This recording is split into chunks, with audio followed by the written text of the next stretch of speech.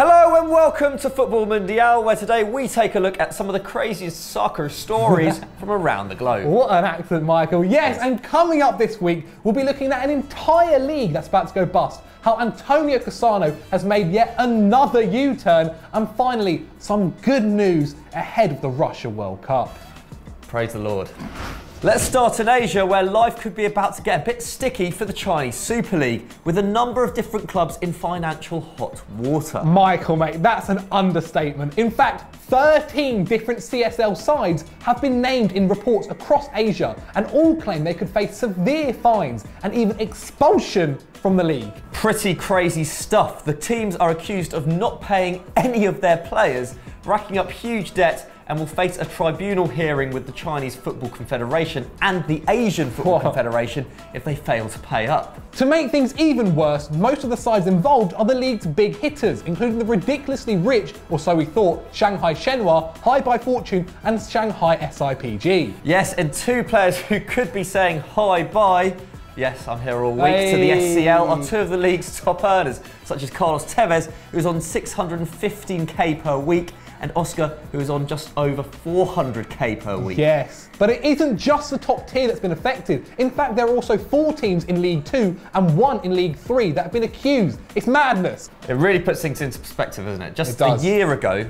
we were thinking that the Chinese Super League was going to take over the world. Now look at it. Now look at it. But we want to know which club should snap up the likes of Tevez and Oscar. Let us know in the comments below using the hashtag #ChineseFireSale.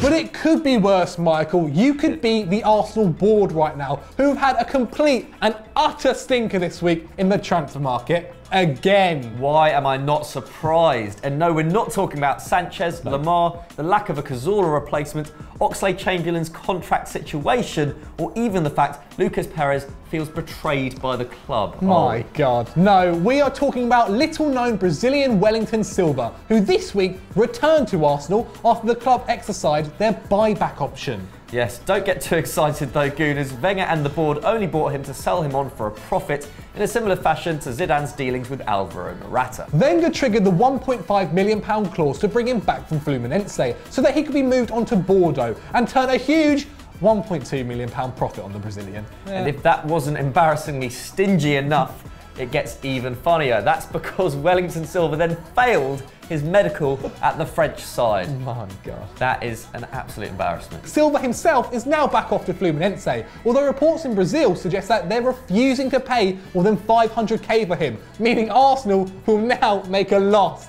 Classic. That's classic. Now, if I say the words Antonio Cassano and retiring, you're probably thinking this is Groundhog Day, but no, it isn't. We were just low on stories, and this has gone and done it again. Thank you, Antonio. Last week, we told you that the former Roma and Real Madrid forwards raised some eyebrows earlier this month when he announced he was retiring just 8 days after signing for Serie A side Hellas Verona. Yes, but within hours, he had a change of heart and said he wanted to stay, adding he wanted to rise to the challenge and have a crazy season. No wonder it's his Antonio Cassano.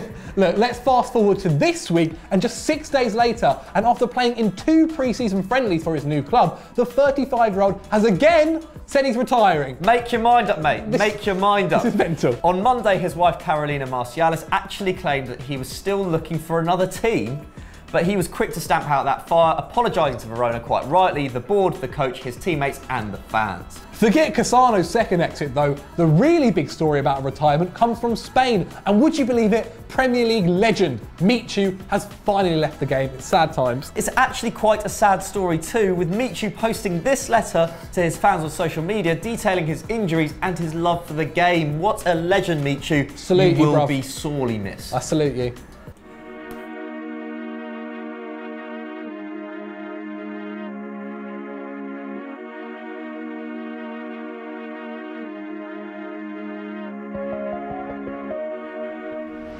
From football legends retiring to players just starting their career, let's head over to the Black Country, where Wolverhampton Wanderers have gone all-out Football Manager in their quest to get back to the Premier League. Yes, they already have a host of young talent in their ranks, including ex-Benfica striker Helder Costa, £16 million wonder kid Ruben Neves, and Porto loanee Willy Boley. Christ. But it isn't stopping there, Michael, as last night the Championship side confirmed the signing of Atletico Madrid's Diego Jota, who made 27 appearances on loan for Porto last season. Pretty fishy. And how are they pulling this all off? I hear you asking at home. Well, let us give you the answer right now. It's George Mendes, and this is where it all starts to get a little bit dodgy. Indeed it does. Wolves currently have 4 players owned by Mendes' agency, and their manager, Nuno Espirito Santo, is a client as well. Surely that can't be legal, I hear you saying. Yes, but it gets even worse. Mendes is also the chief advisor and business partner for Chinese consortium, the Fosun Group, who are unsurprisingly the owners of Wolves. What? Surprisingly, this is somehow legal, although it comes as no surprise that Mendes has allegedly taken huge fees from each of the moves. This is madness, but do you think UEFA should investigate the situation? Vote in the poll right now. Nothing like a good bit of corruption, eh? Lastly, let's go to Russia, where one goalkeeper has finally broken an unwanted record that lasted a truly astonishing 11 years. Yes, it's your boy Igor Akinfeev, who managed to keep a clean sheet in the Champions League for the first time, get this, in 43 games. Bravo. During CSKA Moscow's 2-0 win over AEK Athens. Got there eventually. The Russian stopper's shambolic record stretches all the way back to November 2006.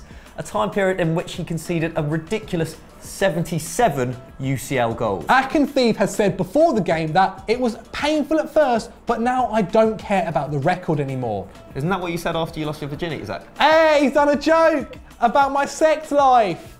Hey, Best one. It's funny. Hey, it's written in.